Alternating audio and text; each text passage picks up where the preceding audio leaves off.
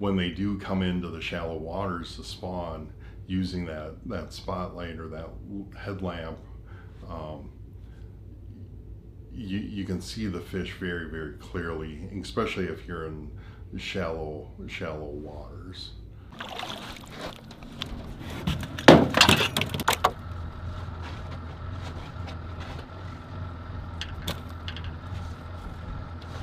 Spearfishing happens like in the spring, like when the water temperature hits a certain temperature, the fish will come in and spawn. So traditionally that amount of time is what Ojibwe people were able to gather as many fish as they could to sustain themselves until the next harvest came.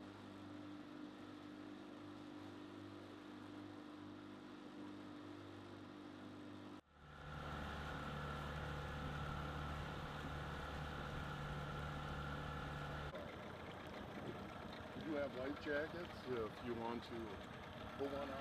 So traditionally that amount of time is what Ojibwe people were able to gather as many fish as they could to sustain themselves until the next harvest came in.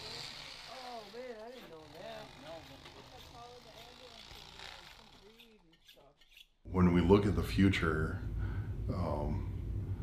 it's being smart enough to adapt to what's coming next.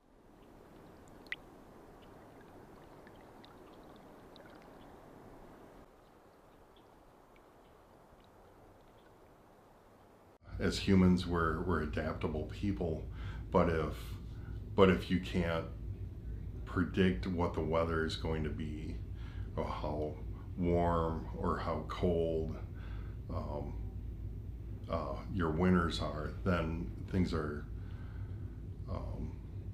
if things aren't predictable, then it's hard to adapt.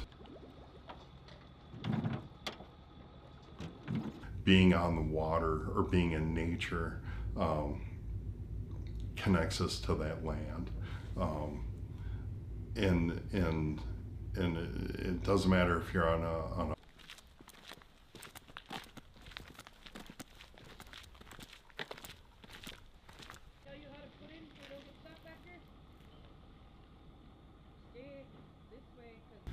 I think for me as a father of 3 boys, it's really important to have them participate in a tribal harvest, because not only does it provide food for our family, but it also kind of gives them a set of values.